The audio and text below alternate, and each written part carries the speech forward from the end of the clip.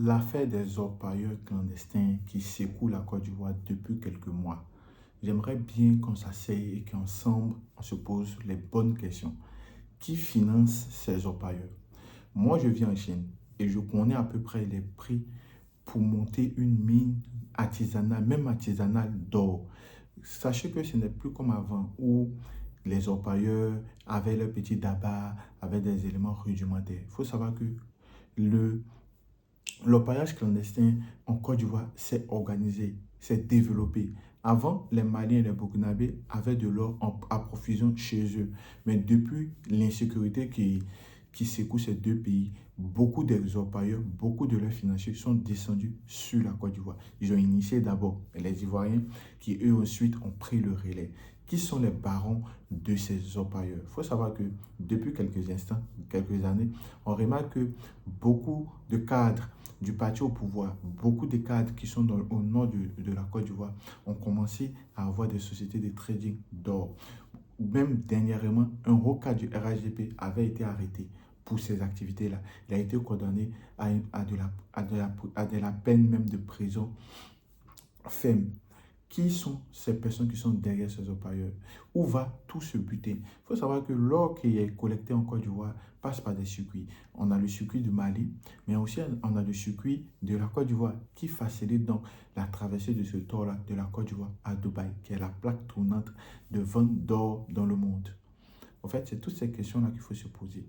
Parce que c'est bien beau de dire que l'or de Côte d'Ivoire est détenu par des étrangers, des orpailleurs. Mais ces orpailleurs-là, qui les financent? Parce qu'il faut savoir comment est organisée une structure d'orpaillage.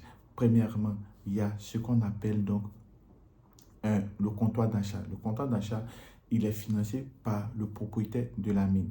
Déjà, il faut trouver le terrain. Le terrain est trouvé par qui? Le terrain donc est trouvé par, premièrement, les villageois. Déjà, il y a une première équipe qui fait des recherches, qui a trouvé la mine d'or.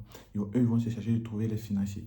Le chef du village donne son autorisation et ceux du village où leur terrain est, on va dire, a été trouvé, où leur terrain détient de l'or, auront un pourcentage. Donc, le chef du village prend un pourcentage, la chefferie prend un pourcentage, les familles prennent un pourcentage. Maintenant, ce qu'on remarque, c'est que les jeunes du village, dès qu'il y a l'or dans leur coin, refusent automatiquement que une autre personne vienne travailler. Ils délaissent les champs et eux-mêmes partent directement travailler dans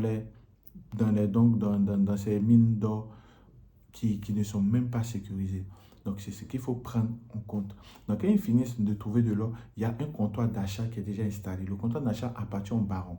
Donc, si l'or sur le marché international est 50 000, le patron, qu'est-ce qu'il va faire? Il va financer la nourriture des orpailleurs, il va financer les soins, il va financer tous les éléments, les machines qui rentrent en compte dans la recherche de l'or.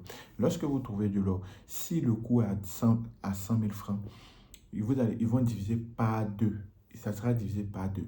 Le baron prendra une partie déjà. Et la deuxième partie, il va rembourser tous ses frais engagés et les orpailleurs auront une petite partie. Donc sur 10 millions, peut-être 2 millions reviennent aux orpailleurs et 8 millions reviennent au boss. Et le boss lui-même, il faut savoir qu'il ne va jamais payer l'or au prix normal. Voilà, si l'or sur le coût mondial est 100 000, il peut fixer le prix à 75 000 ou à 70 000 ou à 60 000. Et souvent, il y a d'autres orpailleurs qui cachent l'or, qui vont le revendre dans d'autres comptoirs.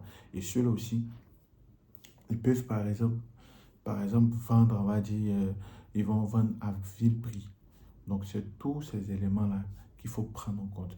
L'or en Côte d'Ivoire aujourd'hui constitue un grand danger. Pour l'eau, la SODECI a fait sortir un communiqué, mais qui se cache derrière? Qui finance ces personnes? Qui les protège? C'est bien beau de prendre à la télé 11 orpailleurs et nous les montrer comme des trophées, mais il existe des centaines de milliers d'orpailleurs en Côte d'Ivoire.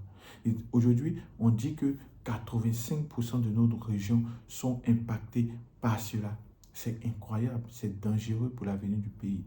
Sachant très bien que le chômage est galopant, beaucoup de jeunes vont délaisser les champs pour partir prendre de l'or. C'est une question très importante à laquelle il faudra répondre. Abonne-toi.